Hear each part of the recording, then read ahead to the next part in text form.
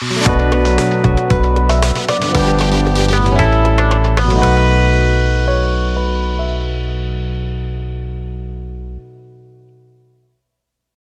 दृष्टि में आपका फिर से स्वागत है एक नए सेशन के साथ। आज का जो सेशन है हमारा बहुत ही महत्वपूर्ण रहने वाला है। आज के सेशन में हम चर्चा करेंगे केंद्रीय बजट 2023 के बारे में और उनकी 10 महत्वपूर्ण बातों के बारे में चर्चा करेंगे। ये सेशन आपके लिए बहुत ही महत्वपूर्ण रहने वाला है, चाहे आप स्टेट लेवल का एग्जाम दे रहे हो या फिर आप कोई सेंट्रल लेवल का एग्जाम दे रहे हो, ये दोनों के लिए ही महत्वपूर्ण है। बजट से संबंधित जो भी प्रश्न मेंस के लिए संबंधित रहेंगे, आप वहाँ से भी आपको उसमें हेल्प मिलेगी। आइए सेशन की शुरुआत करते हैं और देखते हैं आज के सेशन के बारे में। आज के टॉपिक है हमारा केंद्रीय बजट 2023 की टॉप महत्वपूर्ण बातें, यानी कि 10 महत्वपूर्ण बातें। ये 2023 का जो बजट पेश किया गया है इसमें 10 महत्वपूर्ण कौन कौन सी बातें हैं, यानी कि 2023 के बजट में किस किस बातों पर ध्यान दिया गया है, किसको प्राथमिकता दी गई है, आज हम इस सेशन में कवर करने वाले हैं। आइए शुरुआत करते हैं।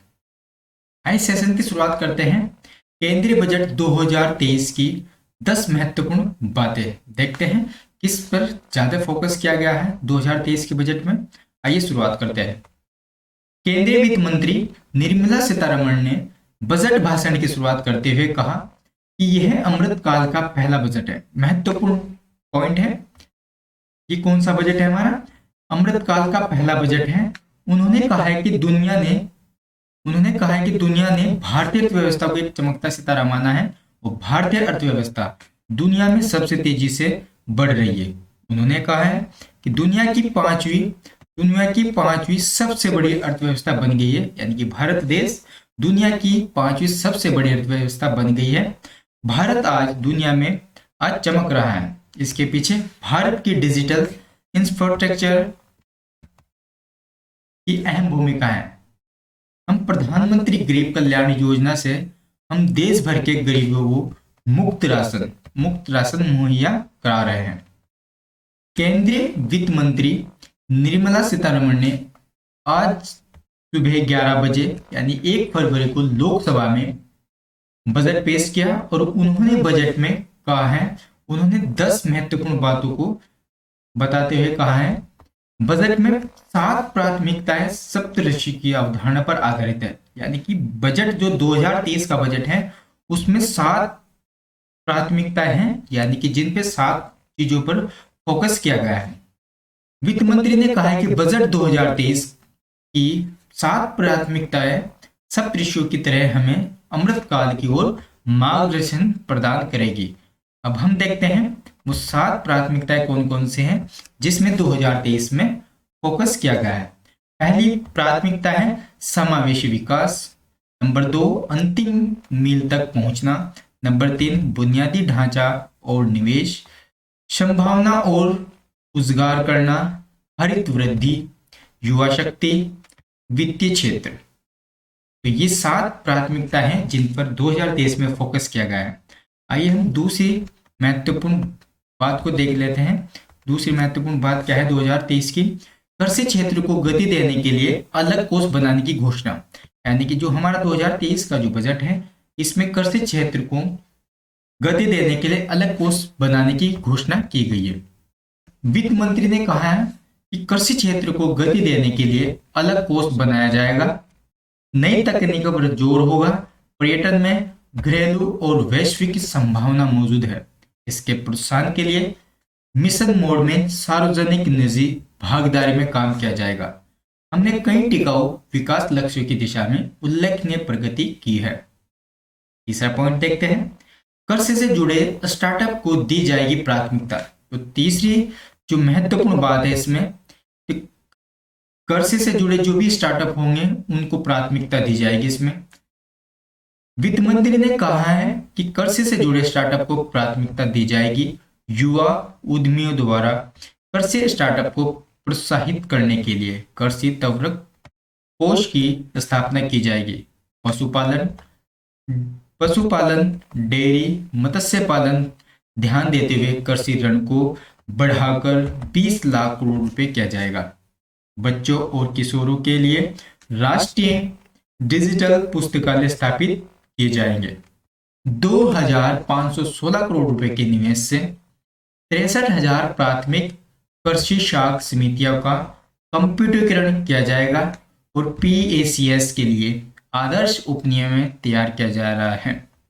राष्ट्रीय डाटाबेस तैयार किया जा रहा है। इसके साथ बड़े पैमाने पर विकेंद्रीकृत भंडार क्षमता स्थापित की जाएगी। अनंत योजना के तहत लगभग 2 लाख करोड़ रुपए खर्च करेगी सरकार।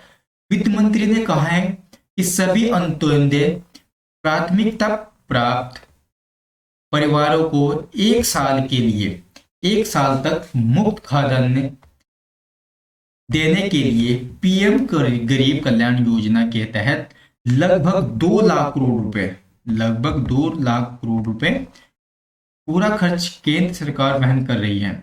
समावेशी विकास की दिशा में 11.4 करोड़ शौचालय बनाए गए हैं। 220 करोड़ कोविड टीके लगाए गए। 47.8 करोड़ जन धन योजना के तहत बैंक खाते खोले गए। 2.2 लाख करोड़ रुपए प्रत्यक्ष लाभ अंतरण किया गया है। प्रति व्यक्ति आय दोगुनी से अधिक बढ़ाकर 1.97 लाख रुपए कर दी गई है। उन्होंने कहा है कि 2014 से सरकार के प्रयासों ने सभी नागरिकों के जीवन की बेहतर गुणवत्ता गरिमापूर्ण जीवन से सुनिश्चित किया है। प्रति व्यक्ति आय दोगुनी से अधिक बढ़कर वह 1.97 लाख रुपए हो गई है। केंद्रीय बजट 2023 की मुख्य विशेषताएं इस प्रकार है। FY23 विकास 7% अनुमानित की गई है। उच्च मूल्य की बागवानी पर 2,200 करोड़ रुपए खर्च करना। कृषिकरण लक्ष्य को बढ़ाकर 20 लाख करोड़ रुपए किया गया है। उच्च मूल्य की बागवानी पर 2,200 करोड़ रुपए खर्च करना। FY24 के लिए 10 लाख करोड़ रुपए प्रस्तावित पूंजीगत व्यय 33% तक। पीएम आवास परिवेकों को बढ़ाकर 79,000 करोड़ रुपए करने की योजना। 3 वर्षों में 15,000 करोड़ रुपए जनजातीय समूह खर्च करने की योजना है। प्रधानमंत्री आवास योजना। प्रधानमंत्री आवास योजना का परिव्यय 66% बढ़ाकर 79,000 करोड़ रुपए किया गया। वित्त मंत्री निर्मला सीतारमण ने प्रधानमंत्री आवास योजना के तहत 66% की वृद्धि कर 79,000 करोड़ रुपए करने की घोषणा की है। और 7वां पॉइंट है किफायती आवास। भारत ने 2023-24 में किफायती आवास के लिए अपने बजट आवंटन को बढ़ाकर 790 अरब रुपए कर दिया है। वित्त मंत्री ने कहा है कि सार्वजनिक पूंजीगत व्यय में वृद्धि निजी निवेश में भीड़ के लिए महत्वपूर्ण है। भारतीय अर्थव्यवस्था पिछले 9 सालों में दुनिया की 5वीं सबसे बड़ी अर्थव्यवस्था बन गई है। आय पर टैक्स। अब हम चर्चा करेंगे आय पर कितने पर टैक्स लगा है। अब 3 लाख तक की आय पर कोई टैक्स नहीं लगेगा। वहीं 3 से 6 लाख तक सालाना आय वालों को 5%, जबकि 6 से 9 लाख रुपए तक की सालाना आय पर 10% का टैक्स लगा करता था। अब 7 लाख रुपए से कम सालाना आय वालों पर कोई टैक्स नहीं लगेगा। यानी कि जो पहले इस पर टैक्स लगा करता था, अब 7 लाख तक का जो भी व्यय होगा उस पर किसी भी प्रकार का टैक्स नहीं लगेगा। ये नई टैक्स रिजर्व चुनने वालों को लाभ मिलेगा। 9 से 12 लाख रुपए सालाना आय वालों को 15% का टैक्स देना होगा और यहीं पर ही 12 से 15 लाख रुपए सालाना आय वालों पर 20% का टैक्स लगेगा और इसी के साथ ही 15 लाख से अधिक ऊपर सालाना आय वालों को 30% का टैक्स भुगतान करना होगा। तो ये तो थी टैक्स से संबंधित बातें। अब हम बात करते हैं केंद्रीय बजट 2023 ग्रामीण फोकस, यानी कि ग्रामीण पर किस प्रकार से इन्होंने फोकस किया है। केंद्रीय मंत्री ने घोषणा की है कि केंद्रीय पीएम गरीब कल्याण योजना के तहत सभी प्राथमिकता वाले परिवारों के लिए मुफ्त खाद्यान्न पर 2 लाख करोड़ रुपए खर्च किया गया है। यानी कि उन्होंने 2 लाख करोड़ रुपए इस पर खर्च किए हैं। केंद्र दिसंबर 2023 तक सभी अनुन्नत और प्राथमिकता वाले परिवारों को मुफ्त खाद्यान्न उपलब्ध कराएंगे। यानी कि 1 साल तक के लिए ये मुफ्त में राशन देने की इनकी योजना है। अंतिम पॉइंट है आज का हमारा, केंद्रीय बजट 2023 की मुख्य विशेषता क्या है।